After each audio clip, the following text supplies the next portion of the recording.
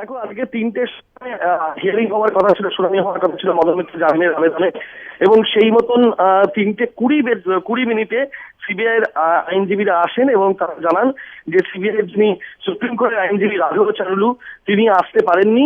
CBI একটি petition করে, আবেদন জানায় আদালতকে যে তাদের কাছে সিডি নেই এবং তদন্তকারী অফিসার নেই, সেজন্য তারা আজকে এই হিয়ারিং অংশ নিতে পারবেন না, হিয়ারিংটা যেন পোস্টপোন করা হয়, অর্থাৎ পিছিয়ে দেওয়া হয়। এবং সেই পিটিশনেই রাঘবাচার্যু, যিনি সিবিআই এর সিনিয়র কাউন্সিল, তিনি আবেদনে লিখেছিলেন যে এই আদালতের উপরে সিবিআই অনাস্থা প্রকাশ করছে। বিশেষত তিনি বিচারক রয়েছেন আজকে, যে আদালতের ভারপ্রাপ্ত বিচারক, তিনি প্রি ডিটারমাইন্ড, অর্থাৎ আগে থেকেই তিনি এই মামলার শুনানি করতে প্রস্তুত রয়েছেন, এমন একটা লিখিতভাবে মন্তব্য করেছিলেন রাঘবাচার্যু সিবিআইয়ের আইনজীবী। এবং তার সঙ্গে তিনি লিখেছিলেন সেই কারণেই তারা এই আদালতে এই হিয়ারিং অর্থাৎ শুনানি করতে চান না। এই আবেদনপত্র দেখার পরেই আদালত বিচারক তীব্র অসন্তোষ প্রকাশ করেন এবং তিনি বলেন যে এটা আদালতকে অবমাননার শামিল এবং আদালতের বিরুদ্ধে অনাস্থা প্রকাশ, বিচার ব্যবস্থার বিরুদ্ধে অনাস্থা প্রকাশ। এবং তারপরে তিনি সিবিআই যিনি সরকারি আইনজীবী, সিবিআই পক্ষের আইনজীবী ছিলেন অঙ্কুশ সরকার এবং পার্থসারথী দত্ত, তাদেরকে বলেন তাদের কি উত্তর দেওয়ার আছে। তারা বলেন যে আমাদের উত্তর দেওয়ার ক্ষেত্রে একটাই বক্তব্য, যে আমাদের কাছে আজকে কেস ডায়েরি নেই, সেজন্য আমরা এই মামলার শুনানিতে অংশ নিতে পারবো না। এরপরে বিচারক বলেন যে আমি এই মামলার শুনানি আজকেই করব এবং আমি মনে করছি যে ভাষায় সিবিআই এর বরিষ্ঠ আইনজীবী কে রাঘবাচার্যু আদালতে আবেদনপত্র লিখিতভাবে জমা দিয়েছেন তা আদালতের পক্ষে অত্যন্ত অপমানজনক এবং দুর্ভাগ্যজনক, এবং সেই জন্যই আদালত এতে অপমানিত এবং শকড, ব্যথিত, এবং সেই ক্ষেত্রে দাঁড়িয়েই আমি আজকেই এই মামলার শুনানি করব এবং এই মামলার নিষ্পত্তি করব। এরপরে ৩:৩৫ এই মামলার শুনানি শুরু হয় এবং মদন মিত্রের পক্ষের আইনজীবীরা তারা সওয়াল করেন। তারা তাদের সওয়ালে মূলত বলেন যে ৪১৭ দিন, প্রায় ১ বছরের বেশি সময়, ১ বছর হতে চললো তিনি জেলবন্দি অবস্থায়, চিকিৎসাধীন অবস্থায় রয়েছেন এবং তিনি কোনোভাবেই এই মামলায় কোনো আমানতকারী তার বিরুদ্ধে প্রত্যক্ষভাবে আজ পর্যন্ত কোনো অভিযোগ জানাননি। তিনি একজন জনপ্রতিনিধি, সেই কারণে তিনি বিভিন্ন মিটিং এ গিয়েছিলেন এবং সেই যাওয়া বা তার উপস্থিতি কোনো মিটিং এ থাকা মানেই কোনো অপরাধের সঙ্গে তার প্রত্যক্ষ যোগাযোগ প্রমাণিত হয় না। তার বিরুদ্ধে সিবিআই চার্জশিট দাখিল করেছে, তারপরেও তিনি জেলবন্দি হয়ে রয়েছেন। এই ক্রমান্বয়ে তারা তাদের সওয়ালে এই যুক্তিগুলো খাড়া করেন এবং তার ভিত্তিতে তারা যে কোনো কঠিন শর্তে জামিনের আবেদন জানান। এরপরে বিচারক আবার সিবিআই আইনজীবীদেরকে বলেন, তাদের উদ্দেশ্য করে বলেন যে তারা কি কোনো জবাব দিতে চান। সিবিআই আইনজীবীরা বলেন না, তারা জবাব দিতে পারবেন না, কারণ তাদের কাছে কোনো মামলার কেস ডায়েরি নেই, অর্থাৎ মামলার তদন্তের গতি প্রকৃতি সম্পর্কে তারা ওয়াকিবহাল নন। তখন বিচারক প্রশ্ন করেন যে তাহলে মামলার কেস ডায়েরিটা নেই কেন। তখন সিবিআই আইনজীবীরা যে দুজন ছিলেন তারা বলেন প্রত্যুত্তরে যে যেহেতু তদন্তকারী অফিসার অন্য রাজ্যে রয়েছেন, সেই জন্য তিনি তালা চাবি দিয়ে তার দেরাজে এই সিডিটি কেস ডায়েরিটি বন্ধ করে গিয়েছেন, সেই জন্য তারা সেটা হাতে পাননি এবং সেই জন্যই সেটা আদালতে নিয়ে আসতে পারেননি এবং সেই জন্যই তারা মামলায় অংশ নিতে পারছেন না। এরপরে বিচারক দুপক্ষের সওয়াল জবাব নথিভুক্ত করে নির্দেশ দেন যে তিনি মনে করছেন এটা সম্পূর্ণভাবে একটা অর্থনৈতিক অপরাধের ঘটনা এবং অর্থনৈতিক অপরাধের ঘটনার ক্ষেত্রে তদন্তের উপজীব্য বিষয় এবং যে সাক্ষ্য প্রমাণ সেগুলো মূলত ডকুমেন্টারি এভিডেন্স, অর্থাৎ নথিপত্রের উপরে নির্ভরশীল সাক্ষ্য প্রমাণ হয়। এগুলো কোনো পপুলারিটি বা জনপ্রতিনিধি বা জননেতা এদের উপরে নির্ভর করে হয় না, কোনো জনপরিচিতির উপর নির্ভর করে হয় না। দ্বিতীয়ত যেটা বক্তব্য করেছেন তার নির্দেশে যে তিনি এমন অনেক ঘটনা ঘটেছে যেখানে প্রভাবশালী ব্যক্তিরা ছাড়া পেয়েছেন জামিনে, কিন্তু তার পরবর্তী সময় তাদের শাস্তি হয়েছে, তাদের ক্ষেত্রে বিচার ব্যবস্থার প্রক্রিয়ায় তারা শাস্তি পেয়েছেন। এবং সবসময় এমনটাও হয় না যে কোনো ব্যক্তি জামিনে ছাড়া পেলেই তিনি সাক্ষীদেরকে প্রভাবিত করতে পারবেন কিংবা তদন্তকে প্রভাবিত করতে পারবেন, এমনটা বিচারক মনে করছেন না, আদালত মনে করছে না। এই সমস্ত বিবেচনা করে তিনি মনে করছেন যে আর মদন মিত্রকে জেলবন্দি করে রাখার প্রয়োজনীয়তা তদন্তের স্বার্থে তেমন ভাবে নেই এবং সেই কারণেই তাকে তিনি জামিনে মুক্তির নির্দেশ দিচ্ছেন। 2 লক্ষ টাকার বন্ডে তাকে জামিনের মুক্তির নির্দেশ দেওয়া হয়েছে এবং সেই সঙ্গে কিছু শর্ত আরোপ করা হয়েছে যে তিনি এই রাজ্য ছেড়ে কোথাও যাবেন না, তিনি নিজের পাসপোর্ট জমা রাখবেন এবং তদন্তকারী সংস্থা সিবিআই যখন যে প্রয়োজনে তাকে ডাকবে তিনি তাতে সাহায্য করবেন, সহযোগিতা করবেন এবং তাদের সম্মুখীন হবেন, তদন্তের কাজে সম্পূর্ণভাবে সহযোগিতা করবেন। এছাড়াও আরেকটা প্রসঙ্গ মদন মিত্রের আইনজীবীদের পক্ষ থেকে বলা হয়েছিল। বিচারক একসময় প্রশ্ন করেছিলেন যে মদন মিত্র এখনো ক্যাবিনেট পর্যায়ের এ রাজ্যের মন্ত্রী এবং তিনি নিঃসন্দেহে একজন অত্যন্ত প্রভাবশালী ব্যক্তি এ রাজ্যের, তিনি ছাড়া পেলে রাজশ্রী, সেই ক্ষেত্রে এই প্রশ্নটা উঠছে, আজকে তো তিনি জামিন পেলেন, তাহলে তার জেল থেকে ছাড়ার বিষয়ে কি জানা যাচ্ছে? দেখো, এখন জামিন পেলেন, সেই নির্দেশের কপি নিয়ে বন্ড সই করে সেই বন্ড জমা দিয়ে সেই কাগজ জেলে পৌঁছবে এবং জেল থেকে সেটা হাসপাতালে যাবে, কারণ তিনি কার্যত আইনগতভাবে কিন্তু তিনি জেল হেফাজতেই রয়েছেন এবং যদিও তিনি এসএসকেএমে চিকিৎসাধীন অবস্থায় রয়েছেন, তো জেলের আগে কাগজ যাবে এবং সেখান থেকে সেই কাগজ এসএসকেএমে যাবে। যদি গোটা প্রক্রিয়া একটা নির্দিষ্ট সময়সীমার মধ্যে হওয়া সম্ভব হয় তবে আজকে রাত্রেই মদন মিত্র ছাড়া পেতে পারেন, নতুবা কাল সকালের মধ্যে তিনি ছাড়া পাবেন, এমনটাই তার আইনজীবীদের সূত্রে জানা গিয়েছে। রাজশ্রী, তোমার কাছ থেকে আরো একবার জানতে চাইবো, আজকে আদালত ঠিক এই বিষয়ে অর্থাৎ মদন মিত্রের জামিনের বিষয়ে সওয়াল জবাবের পর ঠিক কি নির্দেশ দিলেন? দেখো, তোমাকে যে প্রসঙ্গটা বলছিলাম যে মদন মিত্র নিঃসন্দেহে একজন প্রভাবশালী ব্যক্তি, তিনি এখনো রাজ্যের ক্যাবিনেট পর্যায়ের একজন মন্ত্রী এবং তার জামিনে মুক্তি হলে তিনি তদন্তকে প্রভাবিত করবেন এমন একটা আশঙ্কা এবং এমন একটা বিষয় সামনে আসছে, এটা বিচারক নিজেই বলেন মদন মিত্রের আইনজীবীদের যারা সওয়াল করছিলেন।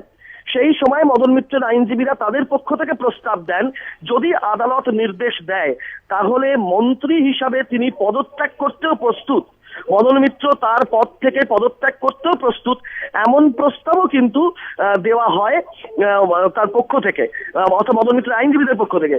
কিন্তু বিচারক তার নির্দেশের শেষ ভাগে বলেন যে এই বিষয়ে তিনি কোনো মন্তব্য করতে রাজি নন, আদালত এই বিষয়ে কোনো মন্তব্য করছে না যে তিনি তার পদ থেকে পদত্যাগ করবেন কি করবেন না। আদালত যেটা গ্রাহ্য বলে মনে করছে জামিনের যুক্তি হিসাবে, সেখানে প্রথম এবং প্রধান যে যুক্তি বিচারক বলেছেন তার নির্দেশে, সেটা হচ্ছে অর্থনৈতিক অপরাধের ঘটনা। অর্থনৈতিক অপরাধের ঘটনা নির্ভরশীল হয় ডকুমেন্টারি এভিডেন্সের উপরে, নট অপন দি পপুলারিটি। এই বাক্যটি তিনি প্রয়োগ করেছেন তার নির্দেশে, যে নথি প্রমাণ এইসবের উপরেই নির্ভরশীল অর্থনৈতিক তদন্ত এবং মদন মিত্রকে আর জেলবন্দি করে রাখলে কোনো আমানতকারী তার টাকা ফেরত পাবেন কিংবা তদন্তের খুব অগ্রগতি হবে এমন কোনো বিষয় আদালতের সামনে উঠে আসছে না এই মুহূর্তে। এবং তিনি দীর্ঘ সময় ধরে জেলবন্দি হয়ে রয়েছেন, এই পিরিয়ডটা অর্থাৎ একটা যে সময়সীমা সেটাও আদালত কনসিডার করছে। এই সমস্ত গুলো বিবেচনা করেই আদালত তাকে জামিনে মুক্তির নির্দেশ দিল। রাজশ্রী, তোমার কাছ থেকে আরো একবার জানতে চাইবো, তুমি যদি বিষয়টা স্পষ্ট করো, আজকে আদালতে সিবিআইয়ের ঠিক কি ভূমিকা ছিল? দেখো, আজকে আদালতে সিবিআইয়ের যে ভূমিকা ছিল সেটা আজকে আদালতে রীতিমতন বিচারকের তিরস্কারের মুখে পড়েছে সিবিআই বলতে পারো, এবং আদালত তীব্রভাবে অসন্তোষ প্রকাশ করেছে। আজকে তোমাকে পুরো ঘটনাক্রমটা বলি। দুপুর 12:30টার সময় মদন মিত্রের জামিনের আবেদনের শুনানির সময় নির্দিষ্ট ছিল। সেই সময় সিবিআই এর যিনি বরিষ্ঠ আইনজীবী কে রাঘবাচারুলু, যিনি সিবিআই হয়ে সুপ্রিম কোর্টে প্র্যাকটিস করেন, তিনি আজকে আলিপুর জেলা ও দায়রা আদালতে আসেন এবং এসে তিনি বিচারককে জানান যে এই সারদা রিয়েলটি মামলা, যে মামলায় মদন মিত্র জেলবন্দি হয়ে রয়েছেন, সেই মামলার যিনি তদন্তকারী অফিসার ফণীভূষণ করণ, তিনি রায়পুরে গিয়েছেন সিবিআই এর অন্য একটি মামলায় সাক্ষ্য দিতে এবং সেই কারণে তিনি আজকে আদালতে উপস্থিত নেই এবং মামলার কেস ডায়েরিও আজকে আদালতে আনা যায়নি। এরপরেই মদন মিত্রের পক্ষের আইনজীবীরা তীব্রভাবে এর প্রতিবাদ জানান। তাদের বক্তব্য যুক্তি ছিল যে আজকে 31শে অক্টোবর মদন মিত্রের জামিনের আবেদনের যে শুনানি হবে তার দিনক্ষণ নির্দিষ্ট করে 14ই অক্টোবর সিবিআই কে নোটিশ দিয়ে লিখিতভাবে তা জানিয়ে দেওয়া হয়েছিল। তারপরেও সিবিআই কিন্তু এই বিষয়টাকে সামনে আনেনি যে তারা আজকে শুনানি করতে পারবে না, শুনানিতে অংশ নিতে পারবে না। তখন দুপক্ষের সওয়াল জবাব শুনে বিচারক বলেন, সিবিআই কে নির্দেশ দেন, সিবিআই এর আইনজীবী রাঘবাচারুলুকে নির্দেশ দেন যে বিকেল 3টের মধ্যে মামলার কেস ডায়েরি আদালতে নিয়ে আসুন এবং CBI should be ready for participating in the hearing of this case. অর্থাৎ সিবিআই যেন প্রস্তুত থাকে এই মামলার শুনানিতে অংশ নেওয়ার জন্য এবং বিকেল 3টের মধ্যে যেন মামলার কেস নিয়ে তারা হাজির হয়। বিকেল 3টে বেজে যাওয়া সিবিআই এর দুই আইনজীবী পার্থসারথী দত্ত এবং অঙ্কুশ সরকার আসেন। 3:20 এই মামলার শুনানি শুরু হয় এবং সেই সময় অঙ্কুশ সরকার সিবিআই এর আইনজীবী, তিনি বলেন যে তাদের যিনি বরিষ্ঠ আইনজীবী কে রাঘবাচারুলু, তিনি আসেননি, তিনি আসতে পারবেন না, মামলার কেস ডায়েরিও নিয়ে আসা সম্ভব হয়নি। রাঘব চারুলু সিবিআই এর পক্ষ থেকে আইনজীবী হিসাবে একটি লিখিত আবেদন আদালতে জমা দিয়েছেন। সেই আবেদনটা বিচারককে দেখতে অনুরোধ করেন সিবিআই এর আইনজীবী। বিচারক সেই আবেদনের পত্র দেখেন এবং সিবিআই এর আইনজীবী তাকে বলেন যে আমরা আবার আপনার কাছে সময় চাইছি, কারণ আমাদের আইও নেই, অর্থাৎ তদন্তকারী অফিসার নেই, এবং আমাদের কাছে কেস ডায়েরিও নেই। বিচারক তারপরে মামলার আবেদনপত্রটি যেটা রাঘব চারুলু ফাইল করেছিলেন সেইটা দেখতে গিয়ে দেখেন যে সেখানে লেখা রয়েছে যে এই ভ্যাকেশন কোর্ট, অর্থাৎ এখন পুজোর ছুটি চলছে এবং পুজোর ছুটির মধ্যে ভ্যাকেশন কোর্টে এক একজন বিচারক ভারপ্রাপ্ত বিচারক হিসেবে কার্যভার সামলান। সেরকমই আজকে ভারপ্রাপ্ত জেলা ও দায়রা বিচারক ছিলেন।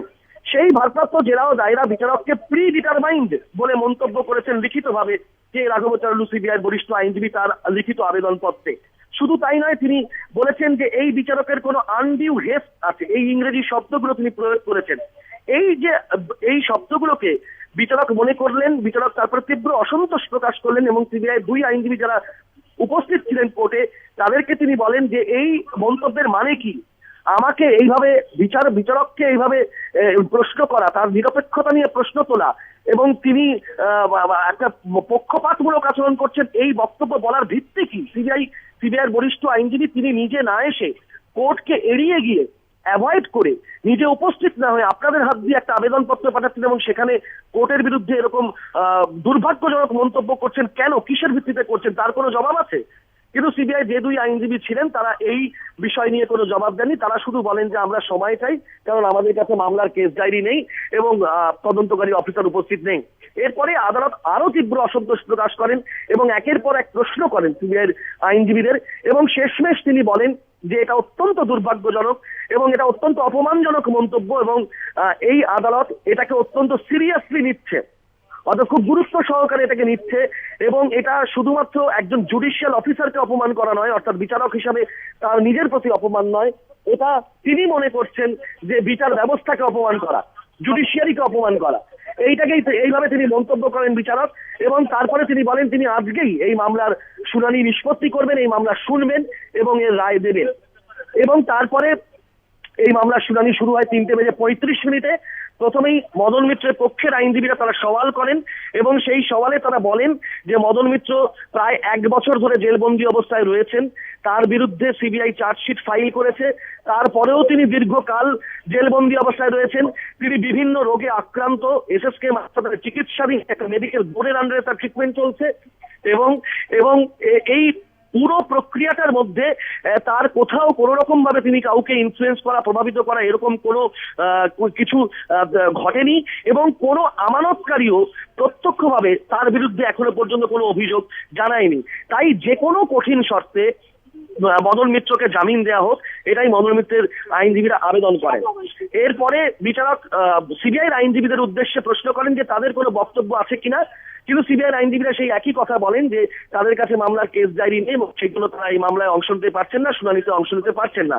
এরপরেই বিচারক দুপক্ষের আইনজীবীদের সমস্ত বক্তব্য নথিভুক্ত করেন এবং শুধু তাই নয়, তার সঙ্গে সিবিআইয়ের বরিষ্ঠ আইনজীবী কে রাঘব চারুলু যে মন্তব্য করেছেন তার লিখিত আবেদনপত্রে তার কড়া সমালোচনা করেন, দুর্ভাগ্যজনক এবং অপমানজনক মন্তব্য বলে তিনি তার নির্দেশে জানান এবং তারপরে তিনি মদন মিত্রকে জামিন দেওয়া হলো বলে তার নির্দেশ দেন।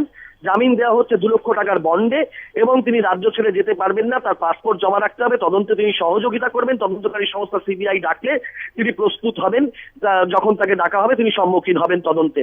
এইরকমই শর্তে তাকে জামিন দেওয়া হয়েছে।